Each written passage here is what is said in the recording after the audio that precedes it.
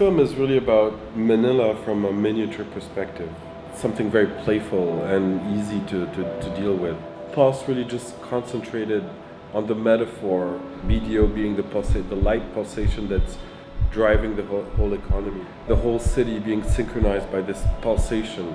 That pulse alone is something different. Initially, when this idea of shooting time-lapse was brought up to me, I said, this is something different. I mean, this is something crazy. It's something that hasn't been done, I think, in any project here in the Philippines as far as time-lapse photography is concerned. Well, in this project, we consulted with several people that normally we haven't worked with. My involvement in Project Pulse is basically providing the models for the airport and the existing buildings. We wanted to create a new airport and a bridge that joins the airport to the mainland. It's a fictional airport at Sangley Point. It's highly conceptual, it's just in the design stage. You know, it's all part of the architectural process. Keith is a time-lapse specialist that does a lot of tilt-shift time-lapse films. Oh, he has given us a lot of insight on what will look good on a tilt shift, what should not be shot on a tilt shift. The experience of that guy as far as tilt shift photography and time-lapse is immense.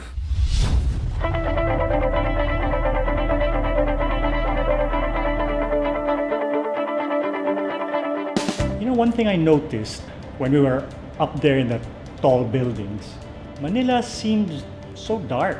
But when I saw the edit, I've never seen Manila looking this beautiful. This was a really long adventure. 13 days spread over 7 months. It's one of the longest projects I was involved in.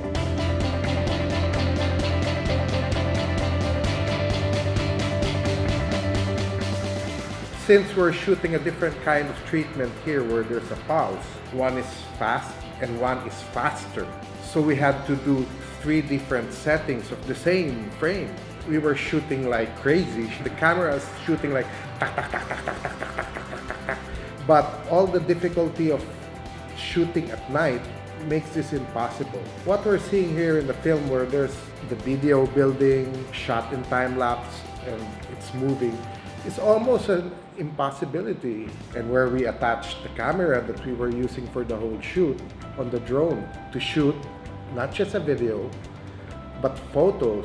And not just a photo, it was time-lapse. And not at day, but at night.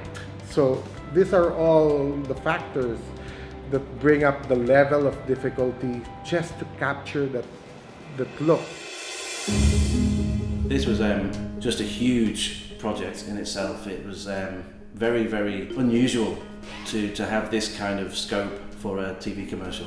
We do have some setups that we share between locations. So we have the remote grading. Remote grading is where you've got a group of people sitting in a room on the other side of the world, in a different country, and what we want to do is, rather than spending the money on bringing everybody over here, we can both look at a calibrated monitor and they can see exactly what I'm doing, give me feedback on the grade. The team was absolutely fantastic, from pre-production all the way to post-production. Overall, I would say this was a fantastic project, and I would consider this project to be one of my top 10 best of all time.